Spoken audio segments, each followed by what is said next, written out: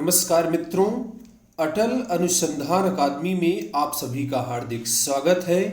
मित्रों, कल की क्लास में आपने भारत के राष्ट्रपति की शक्तियां एवं कार्य के बारे में विस्तृत रूप से अध्ययन किया था।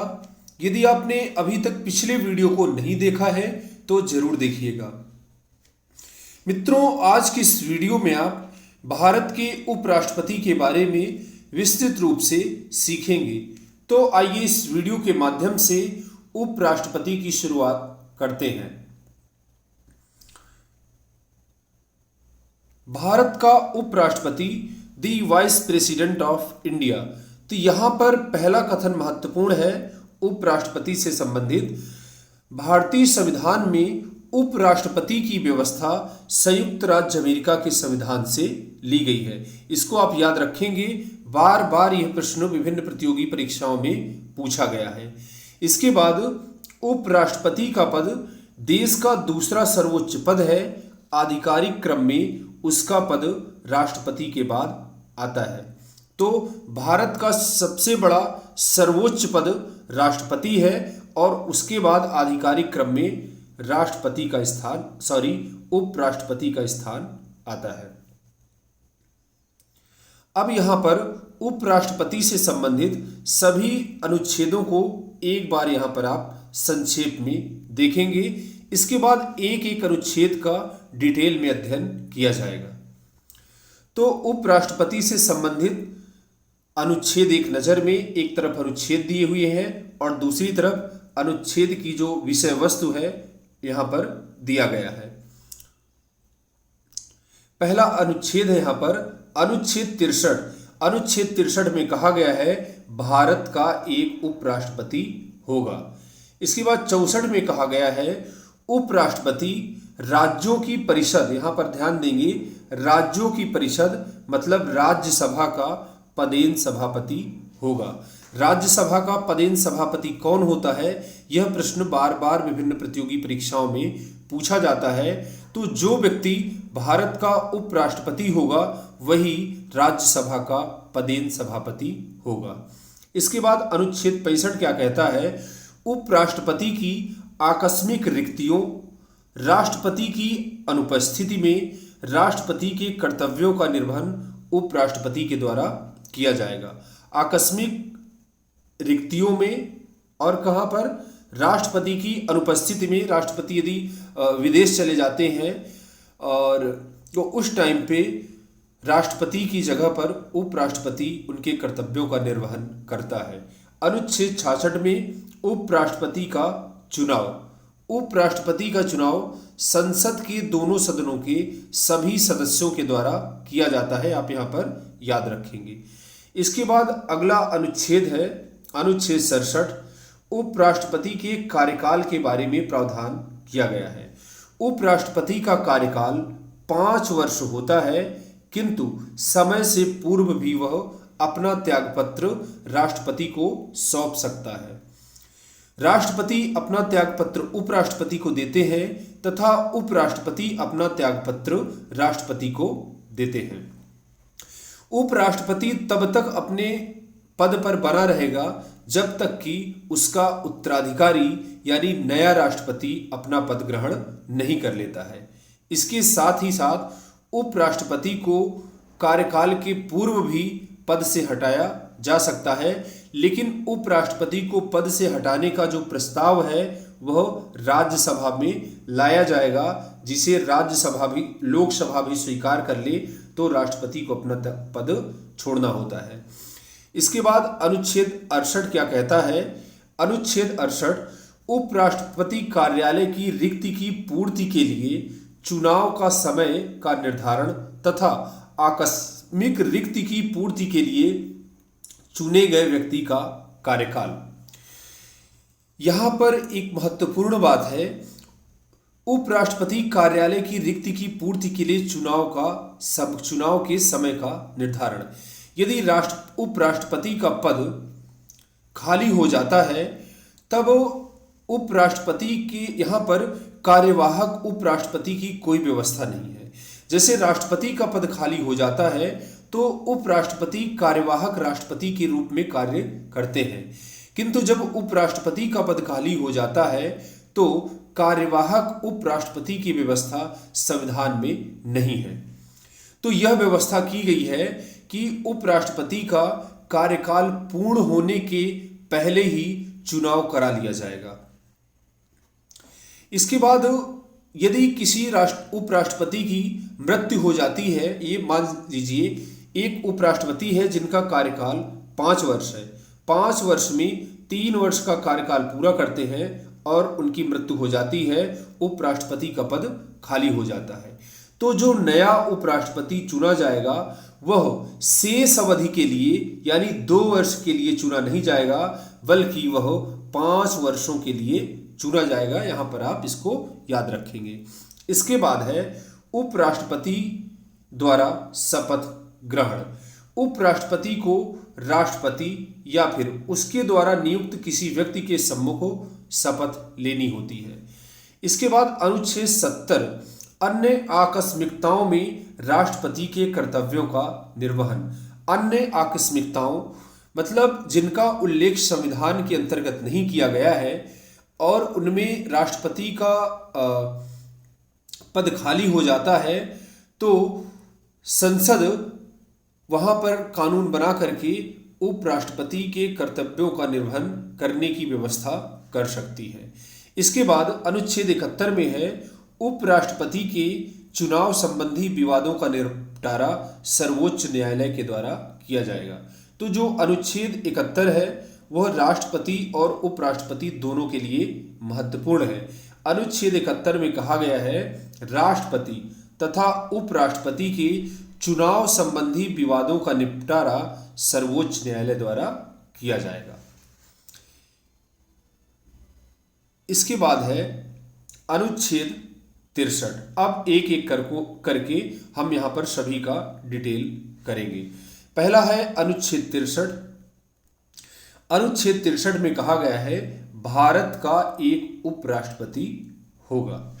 अनुच्छेद 64 में कहा गया है उपराष्ट्रपति राज्यसभा का पदेन सभापति होगा। यहां पर प्रश्न में राज्यसभा ना दे करके राज्यों की परिषद भी दे सकता है, तो उपराष्ट्रपति राज्यसभा का हो या फिर राज्यों की परिषद का हो का पदेन सभापति होता है, एक्स ऑफिस चेयरमैन होता है।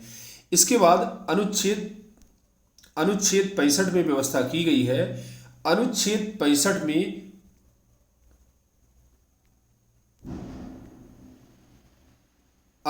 65 के अनुसार उपराष्ट्रपति का कार्यवाहक राष्ट्रपति के रूप में कार्य करना।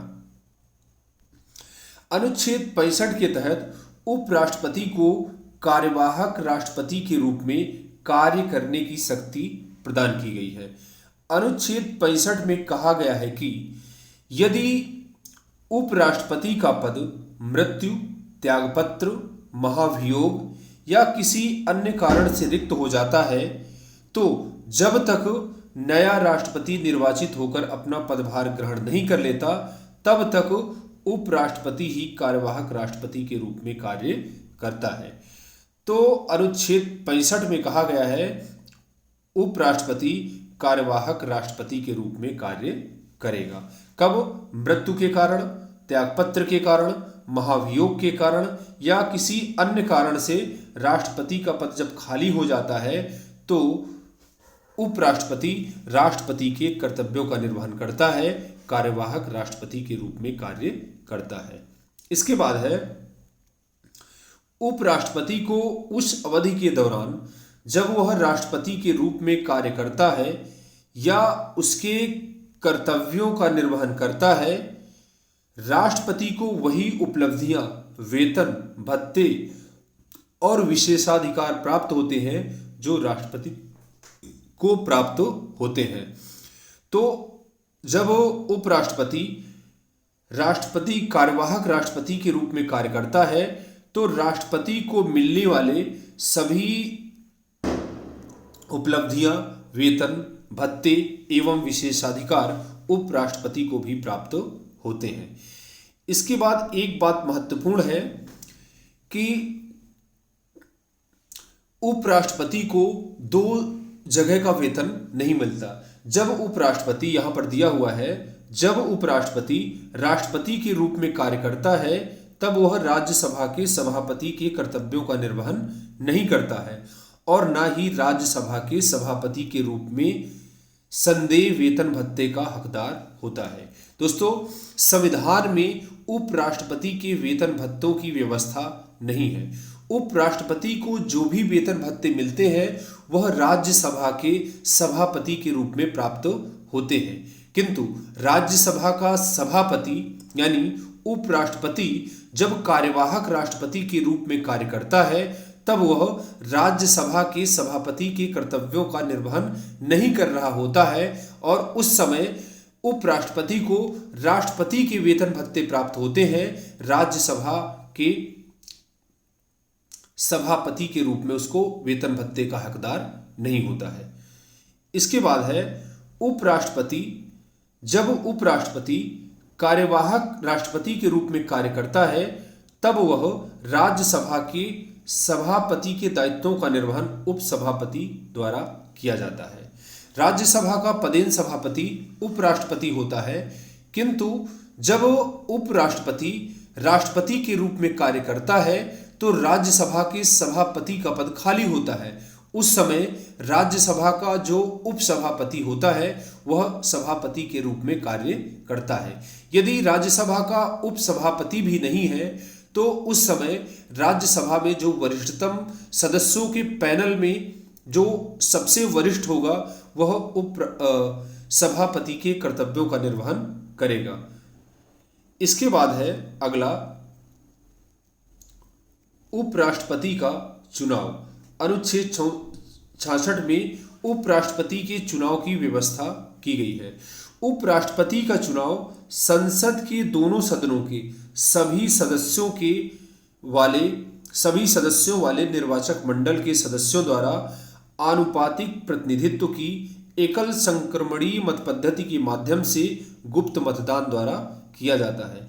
यहाँ पर सभी तीनों बातें महत्वपूर्ण हैं कि उपराष्ट्रपति का चुनाव संसद के दोनों सदनों के सभी सदस्य करते हैं, जबकि राष्ट्रपति का चुनाव संसद के दोनों सदनों के निर्वाचित सदस्य व सभी राज्यों की विधानसभाओं के निर्वाचित सदस्य करते हैं, किंतु यहाँ पर केवल संसद के दोनों सदनों के सभी सदस्य उपराष्ट्रपति का चुनाव करते हैं। यहाँ पर विधानमंडल के सदस्य उपराष्ट्रपति के चुनाव में भाग नहीं लेते। और उपराष्ट्रपति का चुनाव आनुपातिक प्रतिनिधित्व की एकल संक्रमणीय मत पद्धति, ये राष्ट्रपति में भी है। आनुपातिक प्रतिनिधित्व की एकल संक्रमणीय मत पद्धति के माध्यम से गुप्त मतदान के माध्यम से उपराष्ट्रपति का चुनाव किया जाता है। इसके बाद है यहां पर नोट करके मैंने यहां पर नोट कराया है, यहां पर राष्ट्रपति के विपरीत उपराष्ट्रपति के निर्वाचन में संसद के मनोनीत सदस्य भी भाग लेते हैं, लेकिन राष्ट्रपति के चुनाव में केवल निर्वाचित सदस्य भाग लेते हैं, मनोनीत सदस्य भाग नहीं लेते हैं। इसके बाद राज्य विधान परिषद के सदस्य राष्ट्रपति या उपराष्ट्रपति किसी के निर्वाचन में भाग नहीं लेते हैं। अब बात करते हैं उपराष्ट्रपति बनने के लिए क्या क्या योग्यताएं होनी चाहिए। उपराष्ट्रपति बनने के लिए निम्नलिखित योग्यताएं होनी चाहिए। पहली है वह भारत का नागरिक हो, फिर वह 35 वर्ष की आयु पूरी कर चुका हो। इसके बाद वह राज्यसभा का सदस्य बनने की योग्यता रखता हो। जब आपने राष्ट्रपति पढ़ा था तब मैंने आपको बताया था वह लोकसभा का सदस्य बनने की योग्यता रखता हो, किंतु उपराष्ट्रपति के लिए आवश्यक है कि वह राज्यसभा का सदस्य बनने की योग्यता रखता हो। इसके बाद है वह केंद्र सरकार अथवा राज्य सरकार या फिर किसी स्थानीय प्राधिकरण या अन्य प्राधिकरण के अंतर्गत लाभ का पद धारण न करता हो। इसके बाद उपराष्ट्रपति संसद के किसी सदन, चाहे लोकसभा हो या राज्यसभा, या किसी राज्य विधान मंडल के किसी सदन का सदस्य नहीं होना चाहिए, चाहे विधानसभा हो और या फिर विधान परिषद। और यदि संसद के किसी सदन का या किसी राज्य विधानमंडल का सदस्य उपराष्ट्रपति निर्वाचित हो जाता है तो यह समझा जाएगा कि उसने उस सदन में अपना स्थान उपराष्ट्रपति के रूप में ग्रहण करने की तिथि से रिक्त कर दिया है। तो कोई भी व्यक्ति एक साथ सांसद, विधायक या फिर विधायक और उपराष्ट्रपति नहीं रहता। यदि वो पहले से सांसद है या फिर विधायक है तो जिस दिन से वह उपराष्ट्रपति का पद ग्रहण कर लेगा उस दिन से उस सदन से उसका पद रिक्त समझा जाएगा। इसके बाद है उपराष्ट्रपति पद के उम्मीदवार का नाम कम से कम 20 मतदाताओं द्वारा प्रस्तावित तथा 20 मतदाताओं द्वारा अनुमोदित होना चाहिए। और ये मतदाता आम मतदाता नहीं है, मतदाताओं से मतलब लोकसभा और राज्यसभा के सदस्यों से है, क्योंकि लोकसभा और राज्यसभा के सदस्य ही उपराष्ट्रपति के चुनाव में भाग लेते हैं। इसके बाद प्रत्येक उम्मीदवार को 15,000 रुपये जमानत की धनराशि जमा करनी होती। कितनी? 15,000 रुपये जमानत की धनराशि जमा करनी होती है। यदि उपराष्ट्रपति पद का प्रत्याशी कुल वैध मतों का 1/6 भाग प्राप्त नहीं कर पाता तो उसकी जमानत की धनराशि भी जब्त कर ली जाती है। तो यहां पर 2 सेंटेंस आपको अच्छे से याद रखना है। 20 मतदाताओं द्वारा प्रस्तावित 20 मतदाताओं द्वारा अनुमोदित होना चाहिए। 20 मतदाता कहें कि हम अमुक व्यक्ति को, इस व्यक्ति को या उपराष्ट्रपति बनाने के लिए प्रस्ताव रखते हैं, और 20 मतदाता कहेंगे हम इसका अनुमोदन करते हैं, चाहे वो लोकसभा के हो या फिर राज्यसभा के। अब बात करते हैं जमानत की धनराशि। आपसे पूछ लेता है 15,000 रुपये है, और जमानत की धनराशि जब्त कब होगी? जब 1/6 भाग प्राप्त नहीं करेंगे। इसके बाद है उपराष्ट्रपति की पदावधि। अनुच्छेद 67 में उपराष्ट्रपति के कार्यकाल या पदावधि के बारे में व्यवस्था की गई है। संविधान के अनुच्छेद 67 के अनुसार उपराष्ट्रपति का कार्यकाल पद ग्रहण करने की तिथि से 5 वर्ष है, किंतु कार्यकाल समाप्त होने के पूर्व भी वह अपना त्यागपत्र राष्ट्रपति को दे सकता है। तो यहाँ पर उपराष्ट्रपति के कार्यकाल की व्यवस्था किस अनुच्छेद में है? तो अनुच्छेद 67 में है। राष्ट्रपति का कार्यकाल, उपराष्ट्रपति का कार्यकाल कितना है? 5 वर्ष है। समय के पूर्व यदि वो अपना त्यागपत्र देना चाहता है तो किसको अपना त्यागपत्र देगा? तो इसका आंसर है राष्ट्रपति को। इसके बाद यदि राज्यसभा अपने तत्कालीन सदस्यों के बहुमत से उसे पदच्युत करने का प्रस्ताव पारित कर दे और लोकसभा भी उसे स्वीकार कर ले तो उपराष्ट्रपति को अपना पद छोड़ना होता है। तो यहाँ पर ध्यान देने योग्य बात यह है कि राष्ट्रपति को जब पद से हटाया जाता है तो अनुच्छेद 61 के तहत महाभियोग प्रक्रिया के द्वारा राष्ट्रपति को पद से हटाया जाता है, और राष्ट्रपति पर महाभियोग लगाने का अधिकार संसद के दोनों सदनों को प्राप्त है, चाहे तो यह प्रस्ताव पहले लोकसभा में लाया जाए या फिर राज्यसभा में। लेकिन उपराष्ट्रपति के बारे में व्यवस्था कुछ अलग है। यहाँ पर उपराष्ट्रपति को पद से हटाने का प्रस्ताव राज्यसभा लाएगी। पहले राज्यसभा में ही लाया जाएगा, लोकसभा में नहीं। तो राज्यसभा प्रस्ताव लाएगी और बहुमत से पास कर देगी। इसके बाद प्रस्ताव लोकसभा में भेजा जाएगा, और यदि लोकसभा भी उसे स्वीकार कर लेती है तो उपराष्ट्रपति को अपना पद छोड़ना होगा। इसके बाद इस आशय का प्रस्ताव उपराष्ट्रपति को हटाने का प्रस्ताव तब तक नहीं लाया जाएगा जब तक कि उपराष्ट्रपति को इसकी सूचना कम से कम 14 दिन पूर्व ना दे दी जाए। तो ये सेंटेंस महत्वपूर्ण है। 14 दिन वाली बात आपको याद रखना है। 14 दिन पूर्व सूचना उपराष्ट्रपति को दे दी जाएगी। इसके बाद है अनुच्छेद 68। अनुच्छेद 68 के अनुसार उपराष्ट्रपति की पदावधि की समाप्ति से पूर्व ही चुनाव संपन्न करा लिया जाएगा। अभी आप जान रहे हैं कि अभी कुछ दिन पहले उपराष्ट्रपति का चुनाव हुआ था और जगदीप धनखड़ भारत के नए उपराष्ट्रपति चुने गए थे।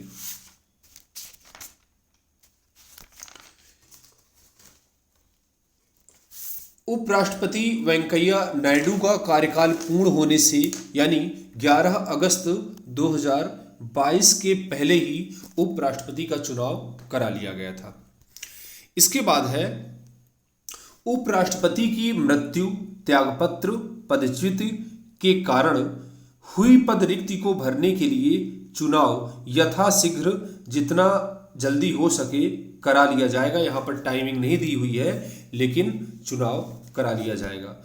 इसके बाद नया उपराष्ट्रपति पद ग्रहण करने की तिथि से 5 वर्ष के लिए अपना पद धारण करेगा, न कि शेष अवधि के लिए। इसका उदाहरण अभी थोड़ी देर पहले मैंने आपको बताया था कि यदि कोई व्यक्ति उपराष्ट्रपति के रूप में चुन लिया जाता है और उसका कार्यकाल है 5 वर्ष, 5 वर्ष वह कार्य करता है, किंतु 3 वर्ष तक वह कार्य करता है और उसकी मृत्यु हो जाती है, किसी कारणवश उसका पद खाली हो जाता है, तो अब 2 साल बचे हुए हैं। तो जो नया उपराष्ट्रपति होगा वह 5 वर्ष के लिए अपना पद धारण करेगा, न कि शेष अवधि के लिए। इसके बाद है संविधान में कार्यवाहक उपराष्ट्रपति का कोई प्रावधान नहीं है। उपराष्ट्रपति 5 वर्ष की अवधि के पश्चात भी तब तक अपने पद पर बना रहेगा जब तक उसका उत्तराधिकारी नया उपराष्ट्रपति, यहाँ पर थोड़ा सा ध्यान दीजिएगा, नया यहाँ पर उपराष्ट्रपति है, नया उपराष्ट्रपति पद ग्रहण नहीं कर लेता। इसके बाद है कोई व्यक्ति उपराष्ट्रपति का पुनर्निर्वाचन के योग्य है, किंतु कोई व्यक्ति कितनी बार उपराष्ट्रपति बन सकता है, इस संबंध में संविधान मौन है। ऐसे ही राष्ट्रपति की यदि बात करें तो अनुच्छेद 57 में कहा गया है कि कोई भी व्यक्ति राष्ट्रपति पद के लिए पुनर्निर्वाचन के योग्य है, लेकिन वह कितनी बार राष्ट्रपति बन सकता है, इस संबंध में संविधान में कुछ नहीं कहा गया है। डॉक्टर राजेंद्र प्रसाद 2 बार राष्ट्रपति चुने गए हैं। इसी तरह से उपराष्ट्रपति पद पर कोई भी व्यक्ति पुनर्निर्वाचन के योग्य है। प्रथम उपराष्ट्रपति डॉक्टर सर्वपल्ली राधाकृष्णन 2 बार उपराष्ट्रपति बने हैं। इसी तरह से मोहम्मद हामिद अंसारी भी 2 बार उपराष्ट्रपति के लिए चुने गए हैं।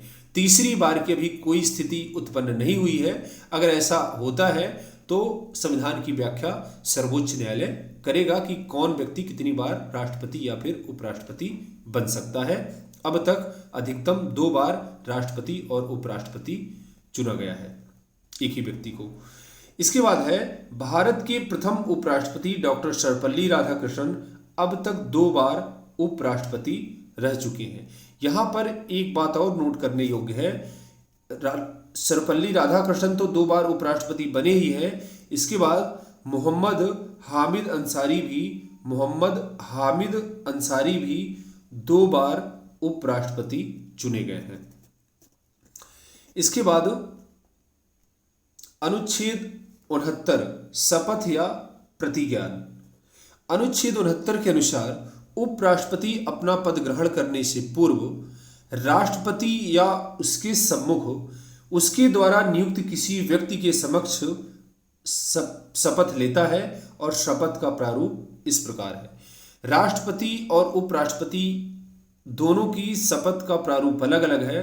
राष्ट्रपति के बारे में आपने पढ़ा था, यदि आपने पिछले वीडियो को नहीं देखा तो जरूर देखिएगा और आपको राष्ट्रपति और उपराष्ट्रपति समझ में अच्छे से आएगा। न केवल राष्ट्रपति और उपराष्ट्रपति अपितु पूरा संविधान आपको अच्छे प्रकार से समझ में आएगा यदि आप एक एक वीडियो को अच्छे प्रकार से पढ़ते हैं, साथ ही साथ नोट करते हैं। मैं अमुक जो व्यक्ति उपराष्ट्रपति के लिए चुना जा रहा है वो अपना नाम लेगा। मैं अमुक ईश्वर की शपथ लेता हूं कि मैं भारत के संविधान के प्रति सच्ची श्रद्धा और निष्ठा रखूंगा। यहाँ पर ध्यान दीजिएगा, सच्ची श्रद्धा और निष्ठा रखूंगा। और इसके बाद मैं अपने पद और कर्तव्यों का निर्वहन श्रद्धापूर्वक करूंगा। तो संविधान के प्रति सच्ची श्रद्धा एवं निष्ठा की शपथ लेता है और कर्तव्यों को श्रद्धापूर्वक निर्वहन की शपथ उपराष्ट्रपति जो है लेता है। इसके बाद अनुच्छेद 70। अनुच्छेद 70 अन्य आकस्मिकताओं में राष्ट्रपति के कर्तव्यों का निर्वहन। जिन आकस्मिकताओं का उल्लेख संविधान में नहीं किया गया है, ऐसी स्थिति में राष्ट्रपति का पद यदि खाली हो जाता है तो वहां पर संसद उपबंध बना करके उपराष्ट्रपति के कर्तव्यों के निर्वहन की व्यवस्था कर सकती है। यहाँ पर है अनुच्छेद 70 के अनुसार संसद को ऐसी आकस्मिक स्थिति में जिसका वर्णन संविधान में नहीं है, राष्ट्रपति के कर्तव्यों का निर्वहन करने के लिए आवश्यक उपबंध बनाने की शक्ति प्रदान की गई है। तो यहाँ पर संसद को अधिकार दिया गया है। इसके बाद है उपराष्ट्रपति के चुनाव संबंधी विवाद। अनुच्छेद 71 में कहा गया है कि राष्ट्रपति और उपराष्ट्रपति के चुनाव संबंधी विवादों का विनिश्चय सर्वोच्च न्यायालय द्वारा किया जाएगा। उपराष्ट्रपति की यदि वेतन और भत्ते की बात करूं तो संविधान में उपराष्ट्रपति के लिए वेतन एवं भत्ते की व्यवस्था नहीं है। उसे अपने पद का यानी उपराष्ट्रपति पद के लिए उसे वेतन नहीं दिया जाता है। उपराष्ट्रपति राज्यसभा का पदेन सभापति होता है और उसे राज्यसभा के सभापति के रूप में वेतन दिया जाता है। वर्तमान समय में उपराष्ट्रपति को राज्यसभा के सभापति के रूप में 4 लाख रुपए मासिक वेतन दिया जाता है। सेवानिवृत्ति के बाद उसे 2 लाख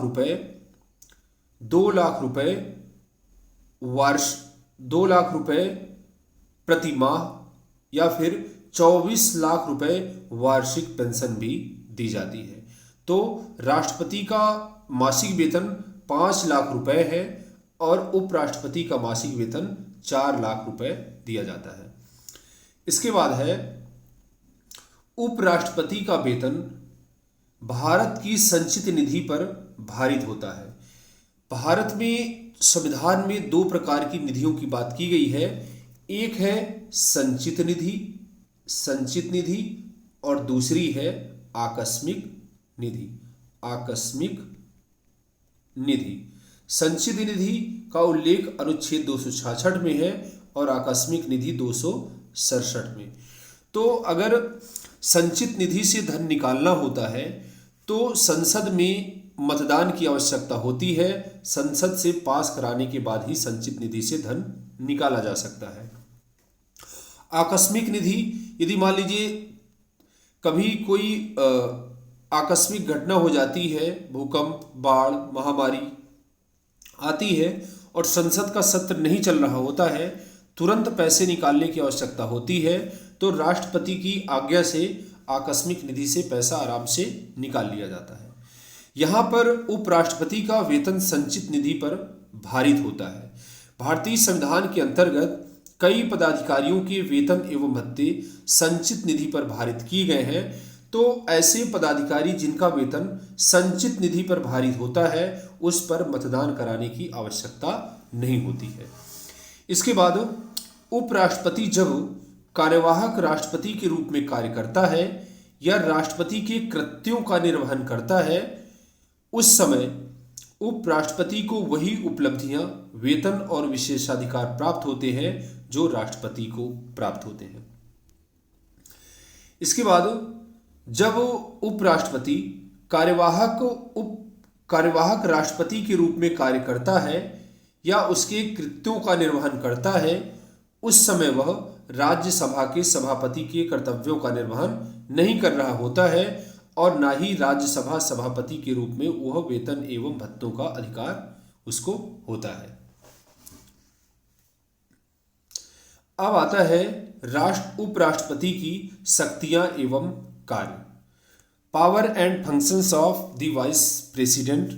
यहाँ पर उपराष्ट्रपति की शक्तियां राष्ट्रपति की तरह नहीं है। यहाँ पर उपराष्ट्रपति की शक्तियां बहुत ज़्यादा नहीं है, फिर भी यहाँ पर देखते हैं। उपराष्ट्रपति राज्यसभा का पदेन सभापति होता है।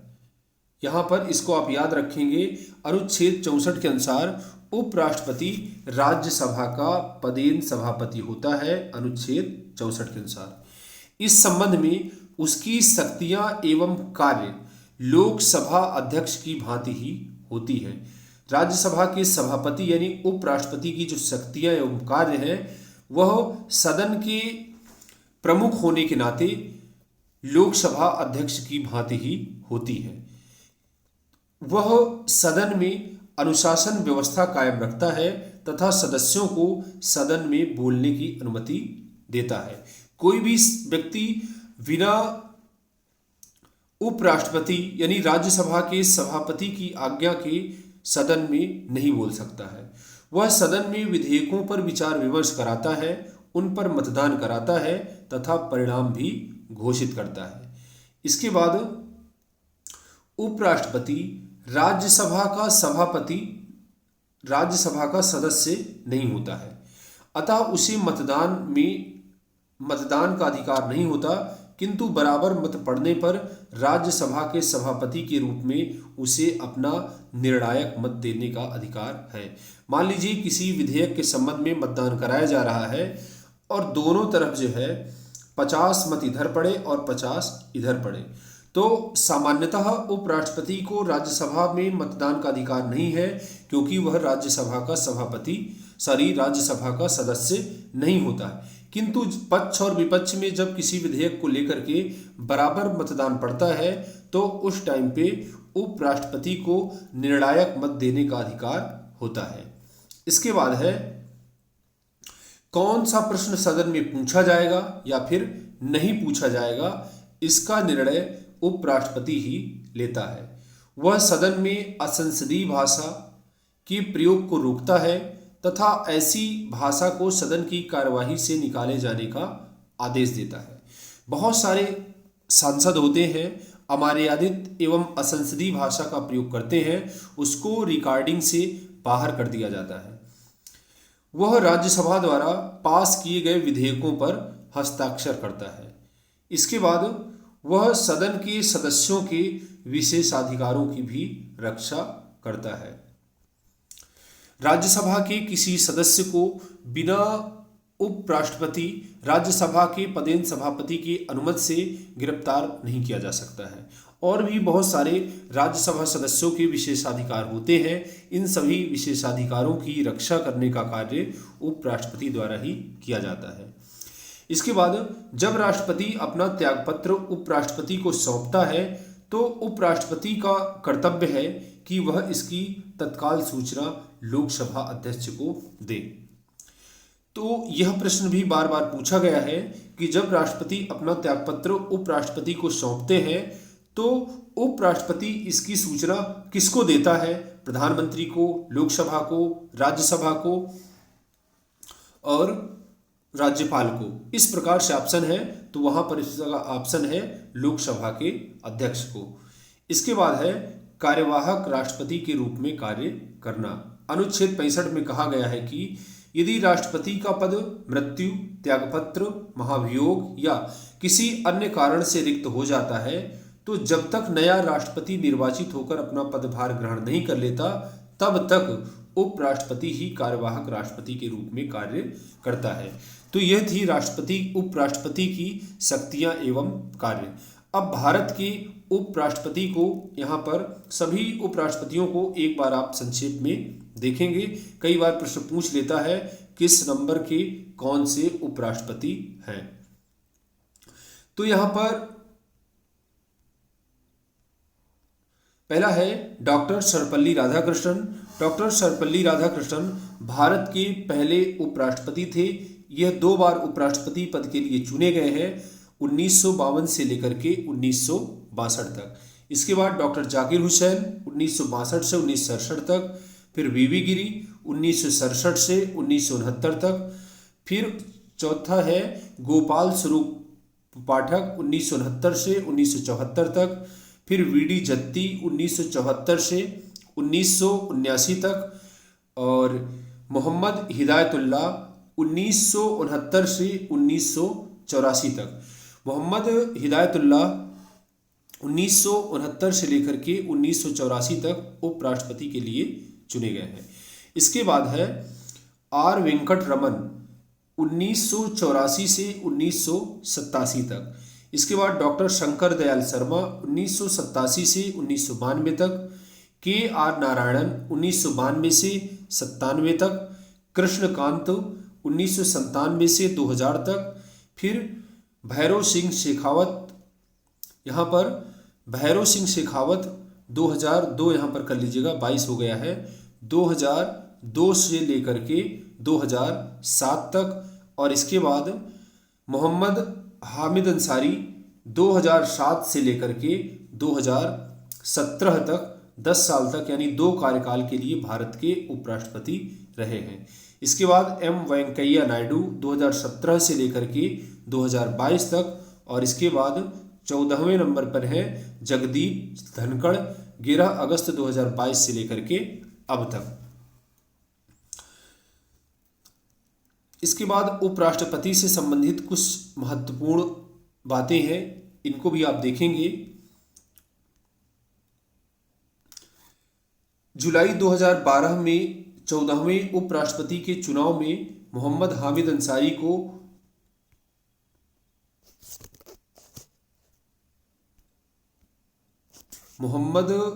अंसारी को पुनः उपराष्ट्रपति चुना गया था। अतः व्यक्ति क्रम के अनुसार श्री जगदीप धनखड़ 14वें नंबर के उपराष्ट्रपति हैं। ये प्रश्न आपसे पूछा जा सकता है, श्री जगदीप धनखड़ किस नंबर के उपराष्ट्रपति हैं? तो इसका आंसर है 14वें नंबर के उपराष्ट्रपति हैं। इसके बाद भारत के प्रथम उपराष्ट्रपति डॉक्टर सर्वपल्ली राधाकृष्णन तथा मोहम्मद हामिद अंसारी 2 ऐसे व्यक्ति हैं जिन्हें 2 कार्यकाल के लिए उपराष्ट्रपति के लिए चुना गया है। इसके बाद गोपाल स्वरूप पाठक, वीडी जत्ती, मोहम्मद हिदायतुल्ला, भैरव सिंह शेखावत, मोहम्मद हामिद अंसारी तथा वेंकैया नायडू ऐसे उपराष्ट्रपति थे जो कभी भी राष्ट्रपति नहीं चुने जा सके, और अन्य जो भी दिए हैं कहीं ना कहीं से राष्ट्रपति के रूप में ये चुने गए हैं। मोहम्मद हिदायतुल्लाह की बात करें तो इन्होंने राष्ट्रपति के रूप में तो कार्य किया है किंतु चुने नहीं गए हैं, कार्यवाहक राष्ट्रपति के रूप में इन्होंने कार्य किया है। तो आज उपराष्ट्रपति के चैप्टर को आप अच्छी प्रकार से समझे हैं और मुझे उम्मीद है बहुत अच्छे से आपको समझ में आ गया होगा। यदि कोई प्रश्न आपको समझ में नहीं आता है, किसी प्रश्न को लेकर के आपके अंदर चिंता है, तो आप कमेंट बॉक्स में मैसेज करिए और मुझसे सीधे आप प्रश्न पूछ सकते हैं।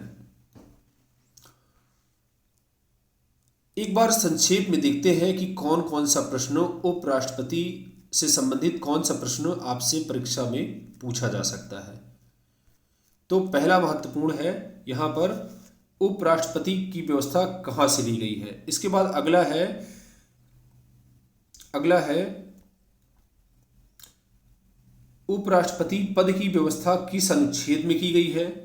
अनुच्छेद 63। राज्यसभा का पदेन सभापति कौन होता है?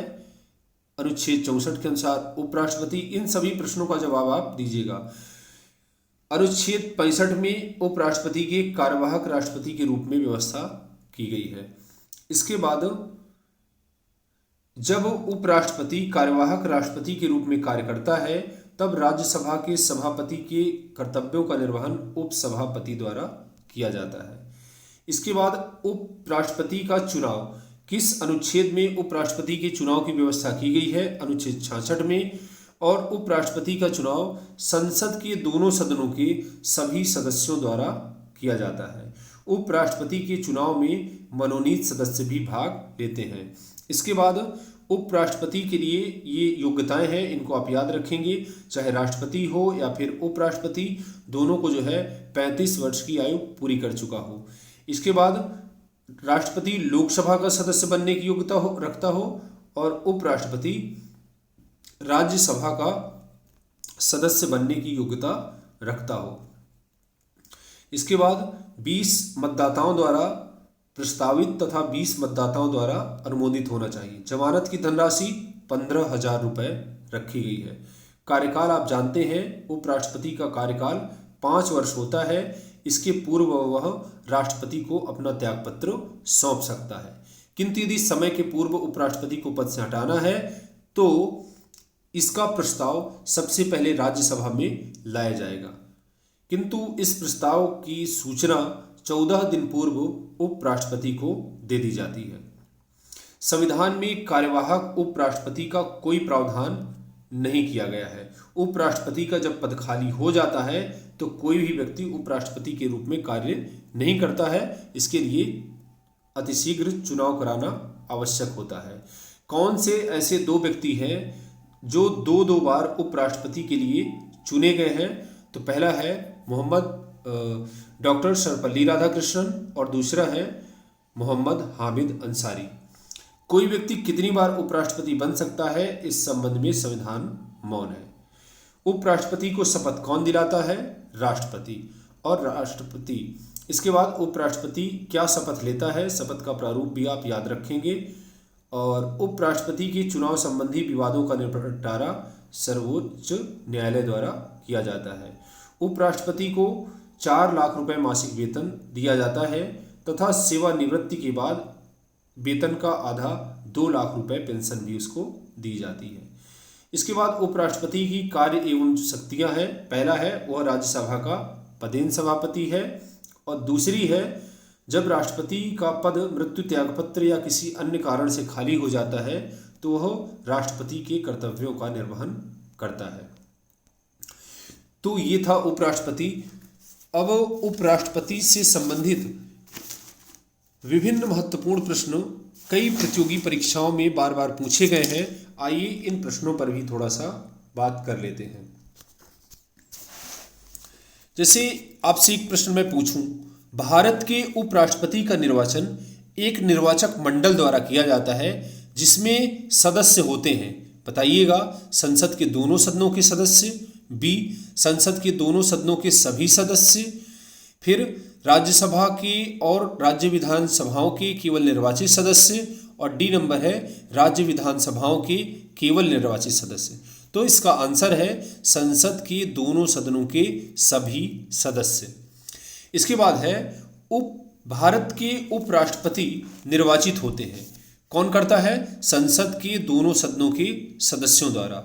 फिर है भारत के उपराष्ट्रपति का चुनाव किस तरह होता है? तो लोकसभा और राज्यसभा के सांसदों द्वारा सीधे चुनाव के माध्यम से उपराष्ट्रपति का चुनाव किया जाता है। बार बार वही प्रश्न घुमा फिरा करके पूछ रहा है और आप यदि अच्छे प्रकार से वीडियो को पढ़ेंगे, चीज़ों को नोट करेंगे, एक भी प्रश्न आपका छूटेगा नहीं। एक भी क्वेश्चन छूट गया, संकल्प हमारा टूट गया। इस संकल्प के साथ आपको संकल्प से सिद्धि तक ले जाने का प्रयास करेंगे। राज्यसभा का सभापति कौन होता है? इसका आंसर है उपराष्ट्रपति। फिर प्रश्न पूछता है राज्यसभा का पदेन अध्यक्ष कौन होता है? तो इसका आंसर है उपराष्ट्रपति। इसके बाद उपराष्ट्रपति को उसके पद से हटाने के लिए प्रस्ताव किसके द्वारा लाया जाएगा? राज्यों की परिषद के द्वारा, कैबिनेट के द्वारा, लोकसभा के द्वारा और मंत्री परिषद के द्वारा। तो राज्यों की परिषद के द्वारा या फिर राज्यसभा के द्वारा, दोनों एक ही बात है। फिर है भारत के उपराष्ट्रपति को पदच्युत करने संबंधी प्रस्ताव प्रस्तावित किया जा सकता है केवल राज्यसभा में।